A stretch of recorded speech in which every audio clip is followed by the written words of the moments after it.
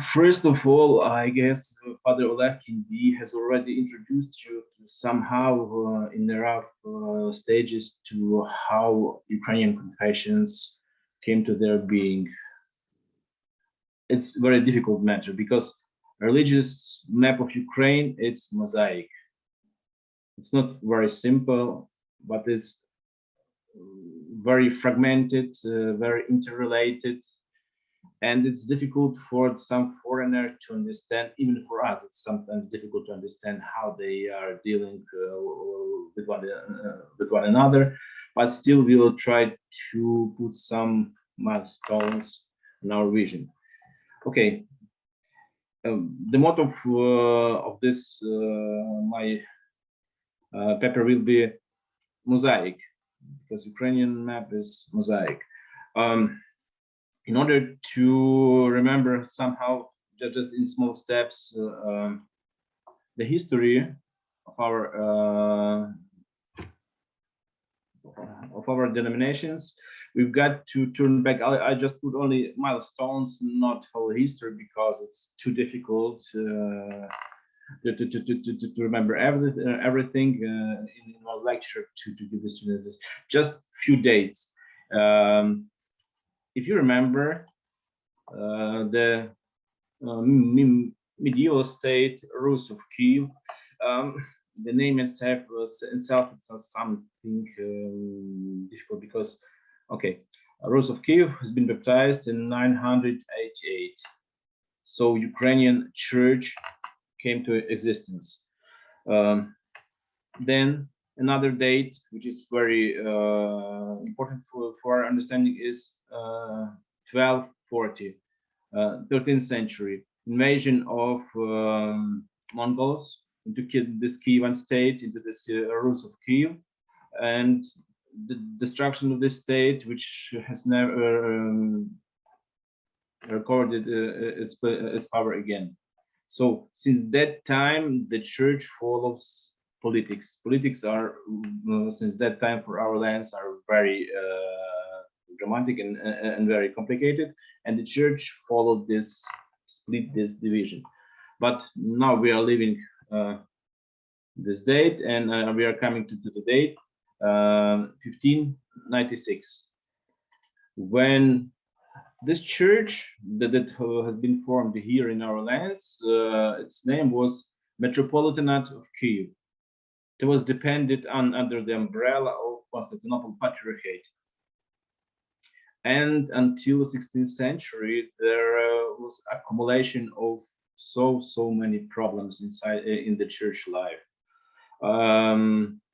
The church discipline, the lack of education for the priests, attitude of some bishops, etc., etc., etc. So many things has been accumulated, the same as for the Western Church, but a little earlier. And trying to resolve this crisis in our church, the connections with the Constantinople Patriarch were very low because of Turkish captivation of Constantinople. So to rely on East, it was very difficult, and our church could rely on itself. And looking for some exit from this situation, looking for reform, our Kiev Metropolitanate, so 5 bishops on the head with the Metropolitan, decided to join the Roman Catholic Church, decided to re-establish the union with the Roman Pontiff. Rome has seen this act in some other way, because for us, for our church, it was synodal decision, 5 bishops in the head with the head of Metropolitan. They decided to re-establish this union, which existed before, because our church was came to life in the 10th century, when the split between East and West has not been came into existence. So our church decided to reestablish union with Rome. Not all the church accepted this union. Rome accepted this in another way. Rome seen this act as a reconciliation, as a reconnection of individual believers, individual faithful again to the Roman to the Roman Apostolic See, not at the church at the corporate reunion, but as an individual. So since the very beginning, this situation was seen in different ways from our part and from part of Rome, but nevertheless, what consequences it has to our church? It was one church united with Rome, and the part of the church which has not accepted this union. But since all the bishops were in this new church, no, not new church, but the church in union with Rome, some years after this decision in 1620, the Patriarch of not Constantinople but Patriarch of Jerusalem consecrated the new bishops. Since that time in our lands were two churches: one united with Rome, and the parallel structure, the one not united with Rome. Then all the massive history, so many things happen in political life. Our land was divided in two states. Some part was taken by now we are saying Russia. At that time it was Moscow state. From the other part of our land belonged to Polish-Lithuanian Commonwealth. In the territories where the Russian Empire came, disappeared Eastern Catholics, Greek Catholics. So they were automatically captured. All their parishes were attached to the Russian Orthodox Church. Many names I'm using now are common for our contemporary life, but at that time names were difficult. So now excuse me for that, but I'm obliged to use the names we are get used now. So, and after the series of political events in 1960-86, another date, this part of Ukrainian, this part of Kiev Metropolitanate was taken by Moscow Patriarchate. We see this event very different. Ukrainian Church see this as the captivation of our church. Russian Orthodox Church see this as a voluntary act of our church. So the jurisdiction of Kiev Metropolitanate has been changed from the Constantinople one to the Moscow Patriarchate. So again, our church were now divided into one part that united with the Rome, and the other part, Orthodox Church, now in the jurisdiction of Moscow Patriarchate. So many events which are difficult to grasp now. And we arrived at the state of affairs when most of our lands in political dimension were attached to the has been part of the Russian Empire, and the smaller part, Western Ukraine, that they belong to the Polish state, first to the Austro-Hungarian Empire, then to the Polish state, and only in that part of Western Ukraine survived Ukrainian Greek Catholic Church. And that part of Ukraine was attached to the Soviet Union only in 1944. Because in the other part where the Russian Empire ruled, Eastern Catholics or Uniates disappeared. They were just cancelled and reattached to the Russian Orthodox Church. Okay. And after the Second World War, when the Western Ukraine was attached to the Soviet Union, to the part of Ukrainian Soviet Republic, which existed since 1922, when Ukraine was reunited, but in the frameworks of USSR. Again, when the Soviet Union came, Eastern Catholics are destined to disappear. And in another date, 1946,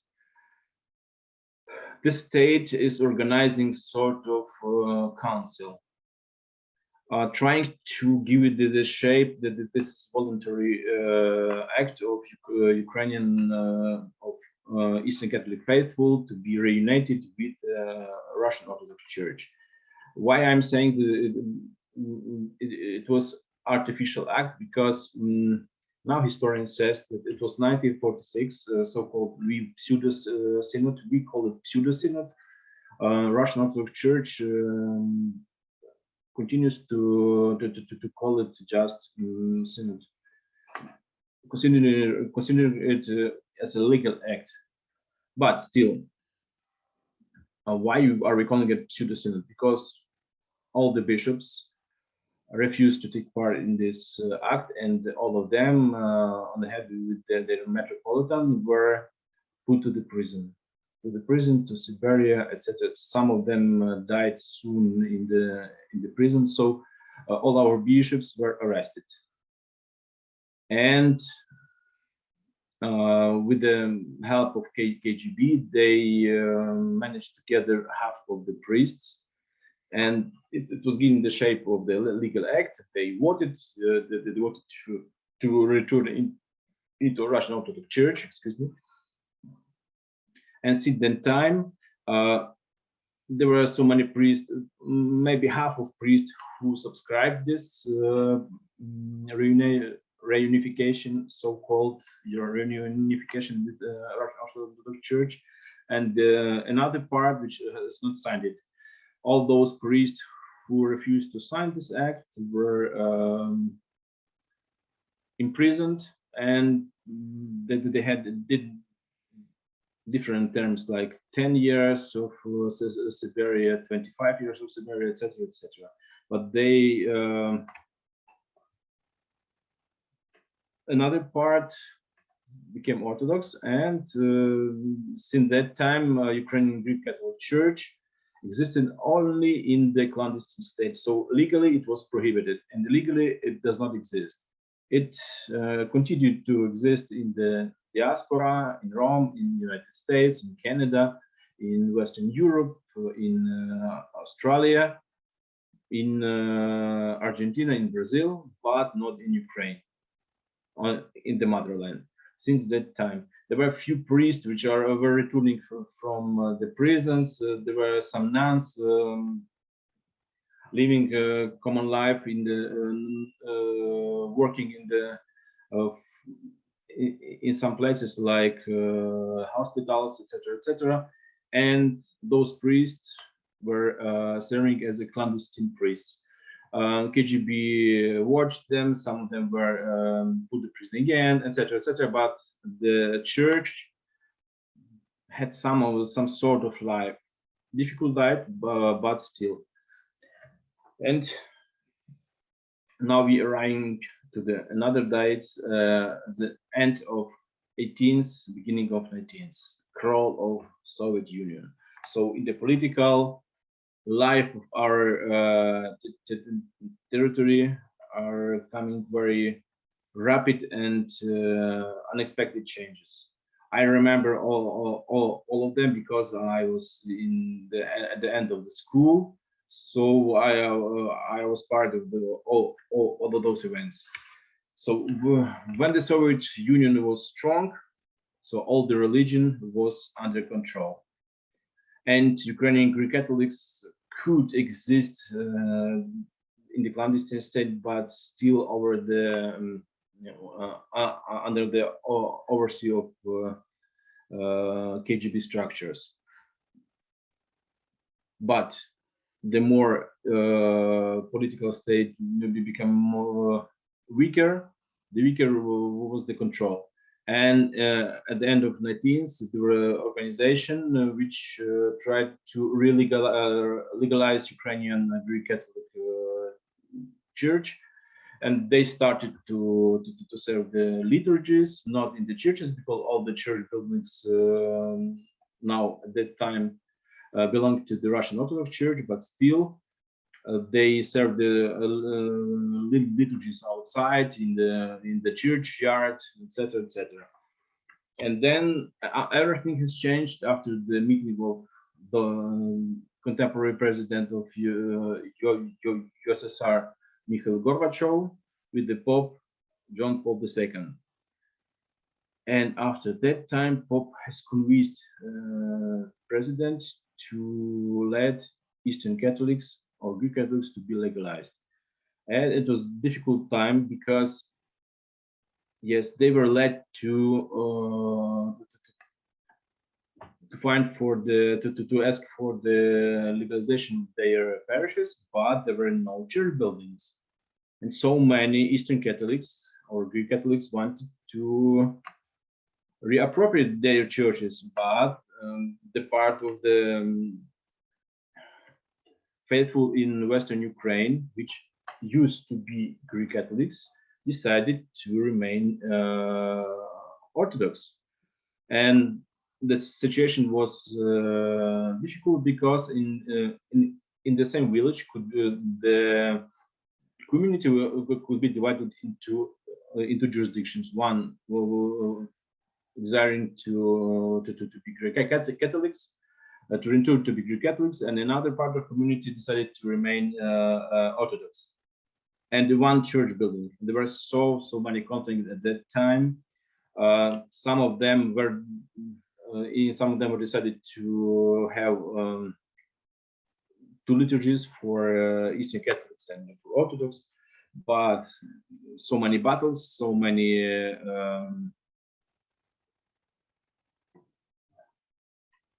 many cases when the one of the communities captured the church, not letting another community to enter. And that period, some 10 years, maybe less, finished when in communities which were divided, there was built another church. So this situation has been calmed down, but still the memory of the period still remains in our heads. There are no more conflicts, but the relationships between faithful, between ordinary people, has been poisoned since that time, and sometimes they don't remember why, but they are still in the hostile to one another. Okay, that's about Orthodox and Greek Catholics in Ukraine. Now we are coming a little bit to this statistic, and then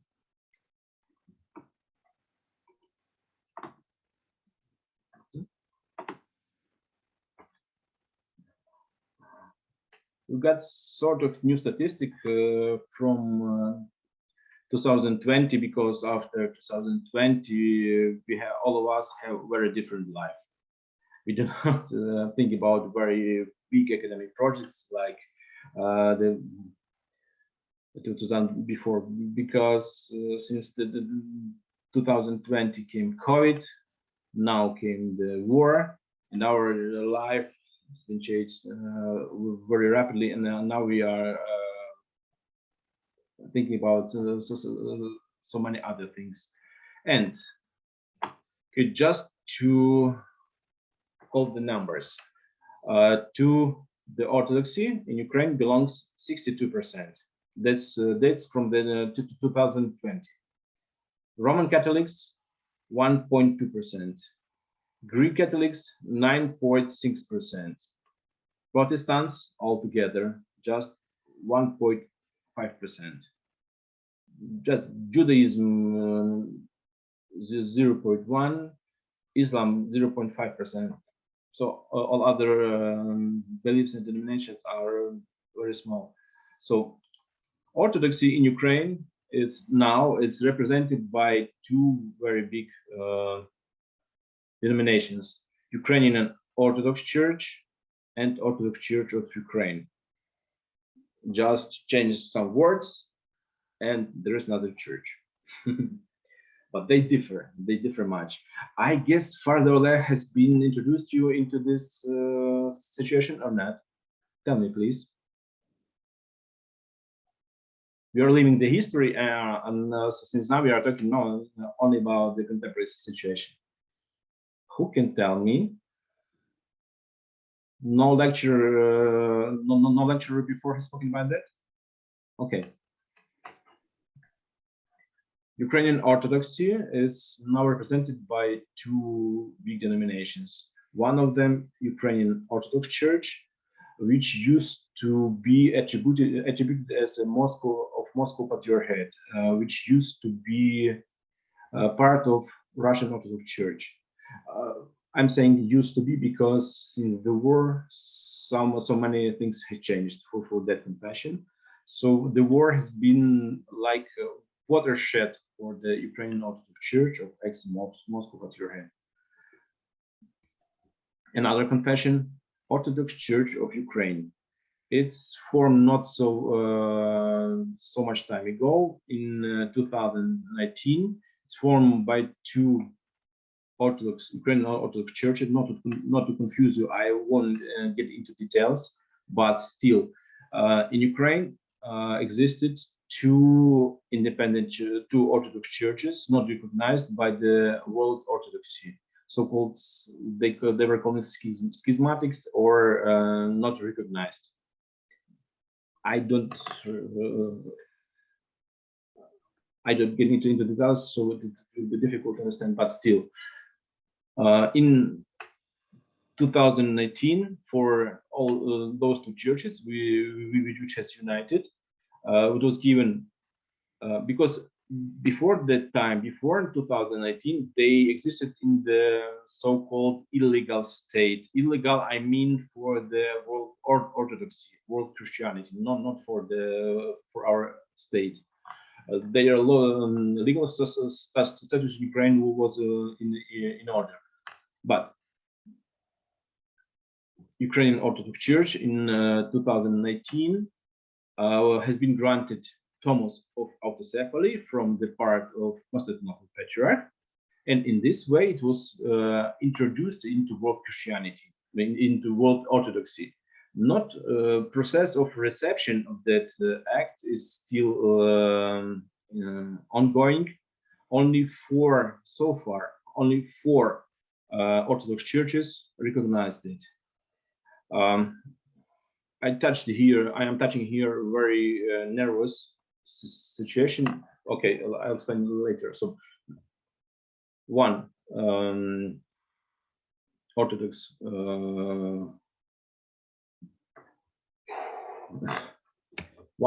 jurisdiction is ex-Moscow Patriarchate, and another Orthodox jurisdiction of ex, let us say, Kiev Patriarchate. Catholics in Ukraine. Catholics in Ukraine are represented by Greek Catholics, I mean Eastern Catholics in unity with the Roman Apostolic See, and the Roman Catholic Church. It's not now like this, but usually, but before, historically, Roman Catholics were not Ukrainians, like Polish people, German people, etc., etc. But now so many Ukrainians are entering this church, and this church becomes more and more Ukrainian now. Ukrainian Protestants. Ukrainian Protestants are mostly represented by new wave of Protestantism. Three bigger confessions like Baptists, Pentecostals, and Adventists. So again, two Orthodox jurisdiction, Ukraine, I would call them of ex-Moscow Patriarchate, another one ex-Kiev Patriarchate, then Ukrainian Greek Catholics and Roman Catholics, and Protestants. Now about ecumenical situation between them. I'm daring to say that Ukraine now, it has a very big potential, but still ecumenism in Ukraine only committing first steps. Ecumenism, it's not welcome now so far by our confessions. Why? I'll explain. I'll explain it now. So first of all, let's talk about our Orthodox.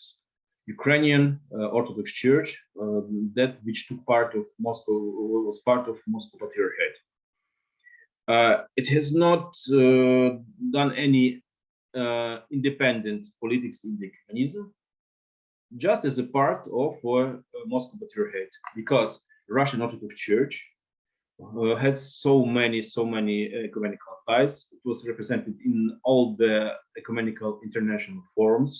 It's part of, it's a member of all World Orthodox World Council of Churches. It's part of many bilateral dialogues, etc., etc., etc. So since probably 1961, it takes so active part in the international ecumenical movement. But we should remember one thing: there is sort of double position. We will remind this this feature, this characteristic, talking about another Ukrainian confession, but now we are talking about Ukrainian Orthodox Church of Moscow Patriarchate, or the Russian Orthodox Church, because before in the ecumenical movement it was acting only through the Russian Orthodox Church. There were two different levels of ecumenical interaction. There is official level and unofficial level. On the official level, bishops, not all of them, but some part of them, which are taking part in international ecumenical meetings, assemblies, etc., etc., they adopted sort of ecumenical language, talking nicely to all the Christians, calling them brothers, etc., etc., etc., being very nice and good towards other Christians, but coming back to their state, to their faithful, rhetoric regarding the ecumenism were changing very rapidly, because for the rest of the church it was propagated that ecumenism is sort of heresy. So in the for the ordinary Orthodox faithful, ecumenism is not very welcome. For the most of the priests, for some bishops, ecumenism is something they are taught so something like apostasy from the real Christianity. Ecumenism or World Council of Churches sometimes is considered as the attempts to build some super church through which will come Antichrist. I'm not sure whether I've been understood correctly, but okay. So two different rhetorics. One on the international level, but the characteristic for some bishops, some priests which are taking part in them. And in the internal meetings, ecumenism is deprived in the worst scandal of Christianity. Okay, this for Russian Orthodox Church. Now, that's why I'm trying to show that for all the Ukrainian confessions, there are difficulties in ecumenism, but all the confessions have its own difficulties. Now, Ukrainian Orthodox Church of Ukraine, now it is church recognized by the at least ecumenical patriarch, but before, until 2019, since 1992, it was church without any recognition. So the unique, it was found in sort of the artificial isolation in Christianity. Why?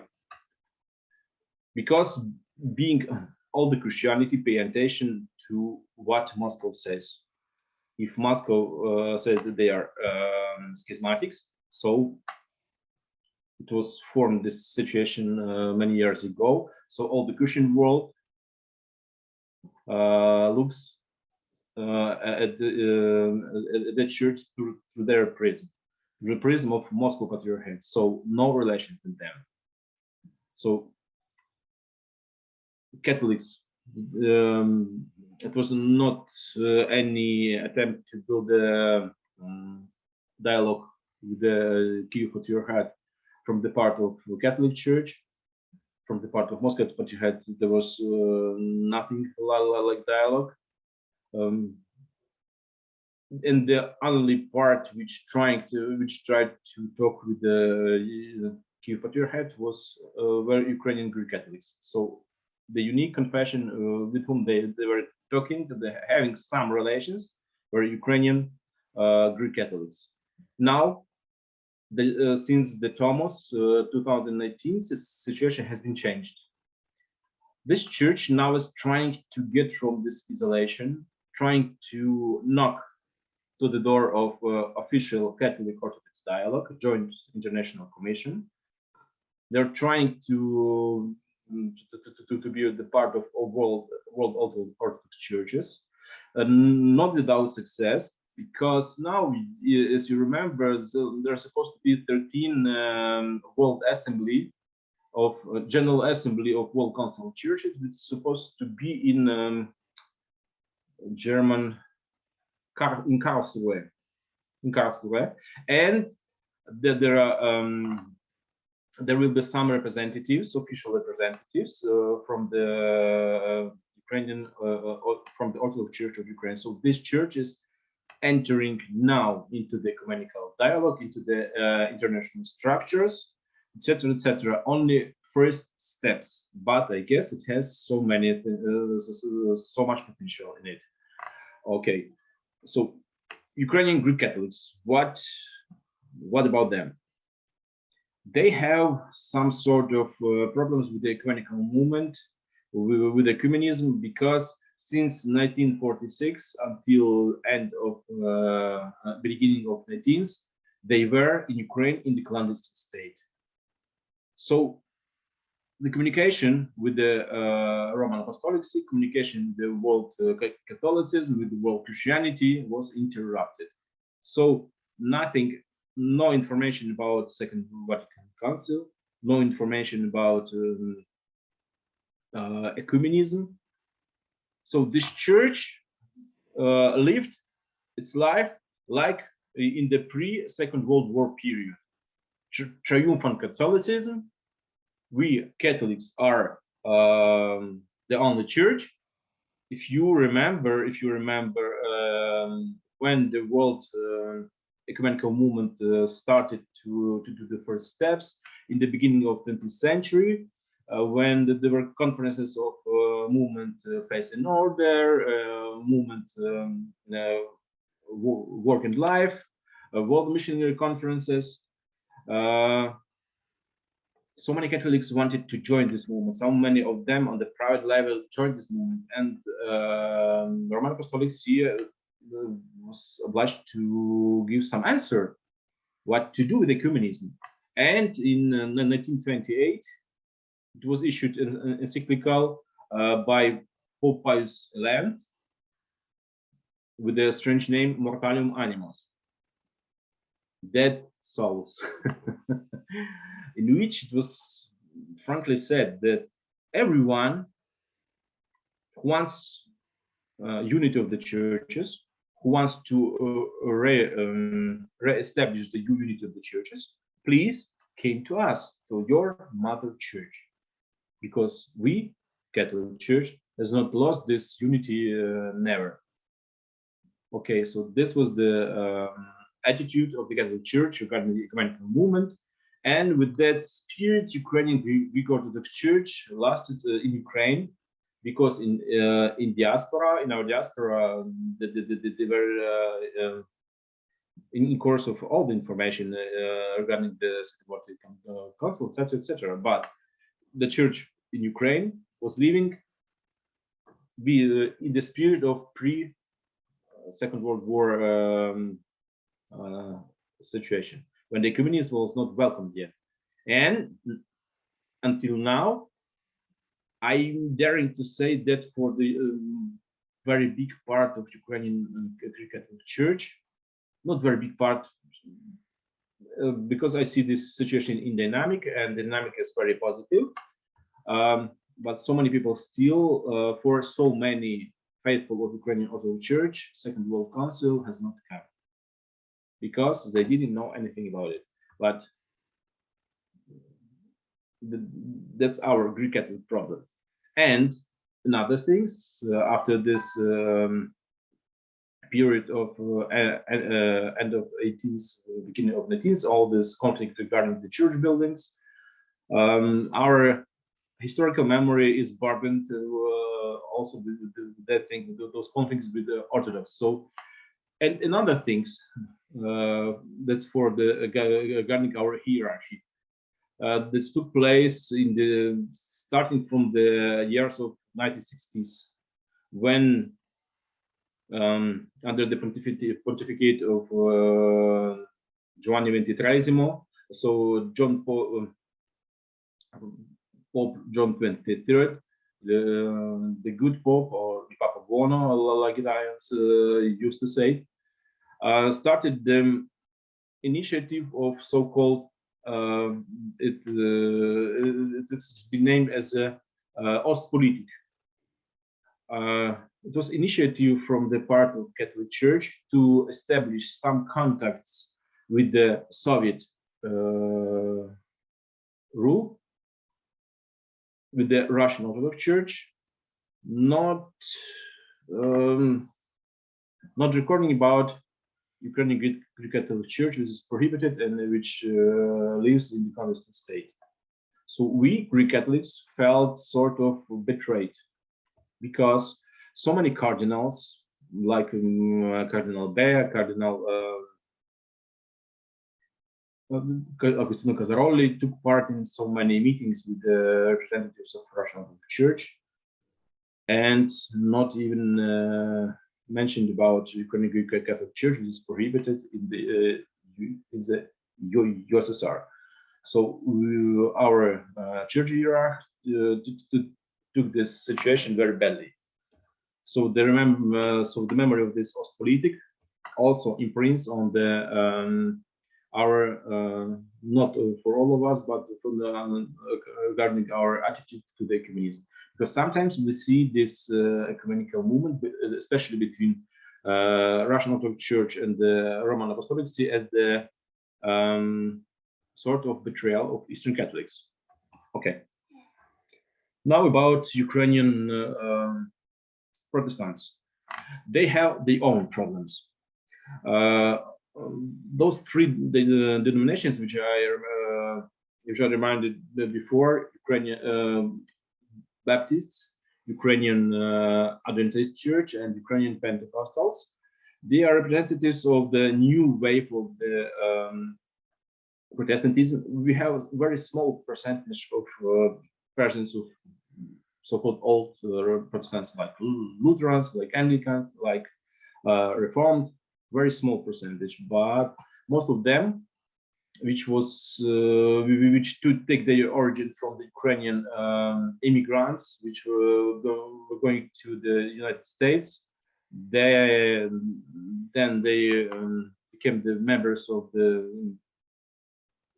they became Protestants, and they are returning back to Ukraine, forming new communities. So our Protestantism in Ukraine is quite young. This contemporary Protestantism. And during the time of the Soviet Union, for them it was very harsh situation. Not harsher than for Ukrainian Greek Catholic Church, which was prohibited. Roman Catholic Church was allowed, but under the supervision of KGB. What regarding Ukrainian Protestants? They hold position of radical pacifism, and for USSR, and minimum contacts with the state, because state was regarded as evil. state was officially atheistic. Officially, there was a battle against the religion in USSR against all the Christians, including Orthodox. For this reason, all of the guys in the USSR are supposed to have for 2 years military service, and they, for the reason of radical pacifism, they refused to take to go to the military service. For that, they were persecuted so much. For that reason, they were in they were very closed in their life. All the communities were closed in themselves. Minimum interference with the state, minimum interference with all other Christians. So this memory, until now, it's very strong to provide very close life. One of my friends, I can call him friend, Protestant, said one thing. Now, taking into account the Ukrainian mass media regarding the newsmakers, etc., if once Ukrainian Protestant will disappear, nobody would notice. It's his word, not mine. Why? Because in the media there is very small presence of Ukrainian Protestants. But now, this situation is changing much. So Ukrainian Protestants have their problem with the ecumenism because of their history, because of their closing in their communities, and they, again, this friend said one thing just some two weeks ago. I didn't hear from him this thing before. He said that their high representatives have adopted double language, double rhetoric in taking part in the Christian meetings with the other Christians, usually organized not by the churches themselves but by the state. They are adopting language of fraternity, of good relations, etc., etc., etc. Coming back to their communities, they say, "Oh, do not look much at the Catholics. Do not look much at the Orthodox. Don't take from them very bad things. We are those righteous." Double language, like that of the Moscow Patriarchate. But now it was the picture before the war has been exploded. War has changed not so much for the Ukrainian for the Ukrainian Greek Catholics. It's not changed so much for Ukrainian Orthodox Church of Ukraine, so ex-Kiev Patriarchate. But for two confessions, it marks sort of watershed. For the Moscow Patriarchate, they found themselves in a very difficult situation. Why? Because your head, Moscow Patriarch, is blessing openly the war, calling it sort of holy war, saying, namely, literally, that this war is parted on the metaphysical level. What Ukrainian Orthodox, part of Moscow Patriarchate, could say? The head of Ukrainian Orthodox Church, Onufriy Berezovsky, Metropolitan Onufriy Berezovsky, issued a very harsh letter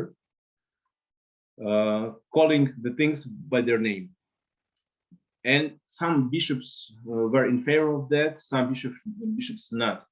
They just some months ago, they organized the council, their internal council, changing their statute, eliminating all the places where there was recorded about Moscow or Moscow Patriarchate of the Russian Orthodox Church. In that way, taking sort of independence, not using the word autocephaly, which is characteristic for the Orthodox word, not using word. Some of my colleagues later will explain all this situation in the details, but now we are talking only about the ecumenical dimension. Nobody knows what will be next. They are now found in this situation in which another Orthodox denomination, Ukrainian Orthodox Church of Ukraine, existed since 1992 until 2019, not being being separated from Moscow, but not being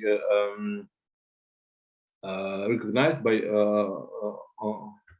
other Orthodox churches. And now there are processes to establish dialogue between those two branches of the Orthodox in Ukraine. It is difficult because they are burdened with the very bad historical memory, because one of them were taught that autocephality is sort of betrayal of the Christ, the betrayal of Christ, etc., etc. So now they are destined to have a dialogue, but on the higher level, it's not so easy now.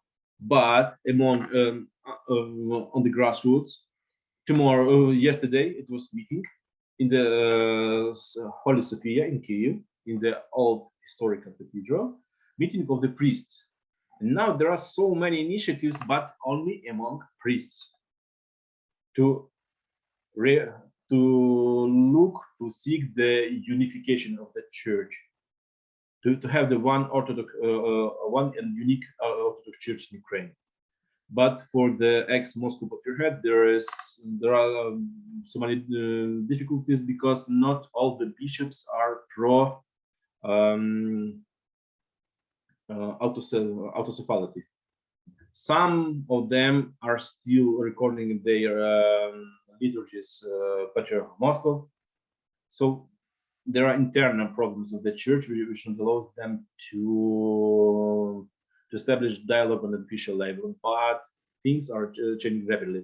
And the war hastened all of the things. What about Ukrainian Protestants?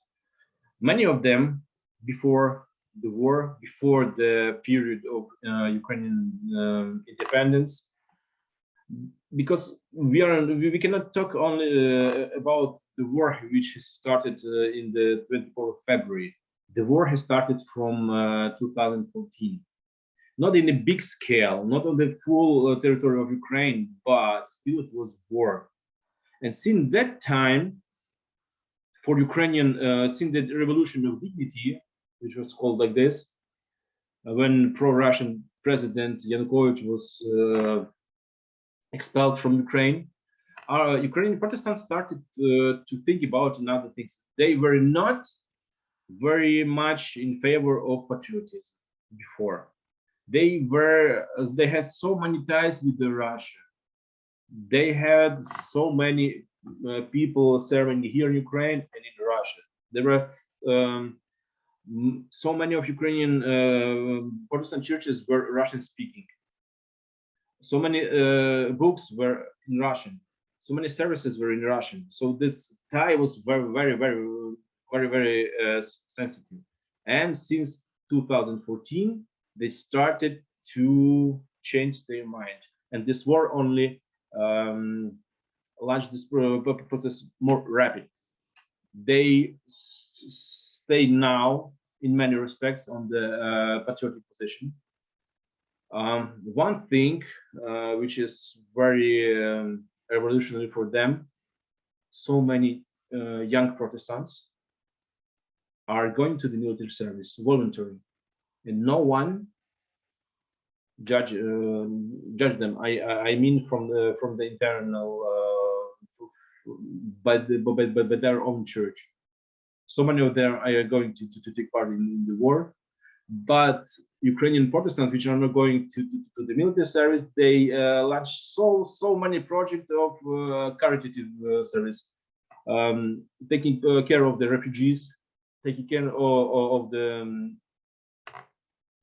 people in need, etc., etc. And this part of service to the society, to all those in need, is now the most powerful place for ecumenical dialogue for Ukrainian denominations.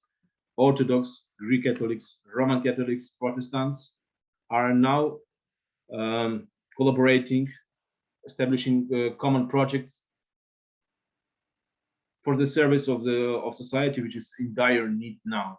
There are so many voluntary projects to help the to help our troops, to help people in need, etc., etc., etc. So war has changed for some of our confessions so many things, and now taking into account the crisis state of our society, all the Christians on the grassroots level are united in the service of this society. And there's one interesting observation.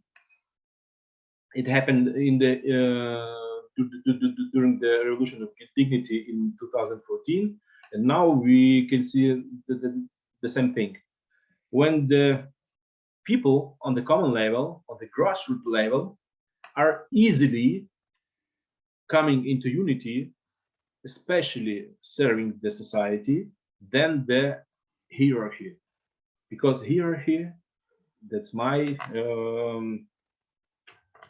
my thought, is more is slower in this regard. It's slower to get into contact with the other confession, to establishing the dialogue. Until our time, there is no official theological dialogue, both bilateral or multilateral in Ukraine. There is no official theological dialogue. But still, so that's why I'm saying that Ukraine is only at the first stage of ecumenism. We now are just knowing one another, being burdened with so many prejudices one towards another, because our institute launched one project, that's analytical report concerning the ecumenical state in Ukraine. And one thing we've seen that Ukrainian seminarians from different denominational seminaries just simply do not know each other. So only of their confession, sort of closed societies. And we launched one small project, summer school for seminarians. This year, one of them was finished 2 weeks ago. It was the second school when seminarians from the Orthodox churches, seminarians from Greek Catholic Church, seminarians from Roman Catholic Church, some Protestants are coming to live, and for 1 week they having 2 lectures regarding some ecumenical questions in the morning, and in the afternoon they have sort of visits, because Lviv, our city, is point of cultural and church interference. There are Roman Catholics, Greek Catholics, Orthodox, Armenian Apostolic Church, etc., etc. So it was a crossroad of cultures, Western and Eastern culture and religions. So visits to different Christian organizations, etc., etc. And the integral part is common, informal communication with them. Going together to the theater, going together to have guided discussions through you, etc., etc. So many prejudices which are still taught in our seminaries are just falling down. So we see this very nice feedback from the seminarians, and we see how they change their mind after the school. So we need this communication on between seminarians, between our faithful, between our priests, and war is sort of helping now to be more open to other Christians, because no one now can live their own life. Because before the war, every confession is get to provide their own life, to be satisfied with the state as it is. They do not need other Christians. We have our own, and we serve our own. We do not need other Christians to communicate. Maybe some people somewhere, but usually not. And war is breaking all those walls.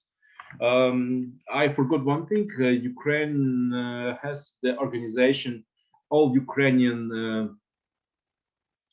Council of Churches and Religious Organization. It's not having official theological dialogues. It creates sort of the common ground for the dialogue between them regarding all the questions which concern with the state, to defend, to lobby some Christian, so some Christian thoughts like family, etc., etc., etc. So this organization is sort of Christian lobby in defense of the state, but it's not ecumenical dialogue as it is. It's good, but it's not can be called ecumenical. Okay, I suppose that I finished. I guess it was sort of difficult because, as I said at the beginning, Ukrainian religious map is a mosaic. Some of our citizens are saying that having this situation of religious multitude, it's a bad thing, because it will be better when the nation will be united. It will have just one religion. Majority of the people, like maybe in Poland, where most of the people are Roman Catholics, and we Ukrainians are divided in many respects, and here in religious too. It would be better to have just one religion for the most of people. But some of them are saying that no, that our multi-confessionalism is the good things, because it enriches our Christianity, and having dialogue between them will reach all the confessions, because all the Christians develop their own charismata, their own charisms, and ecumenism is seen as the sort of exchange of those charisms. And having the dialogue, it would enrich our Christianity. But so far, it's very difficult to do that. Maybe war will help. Thank you.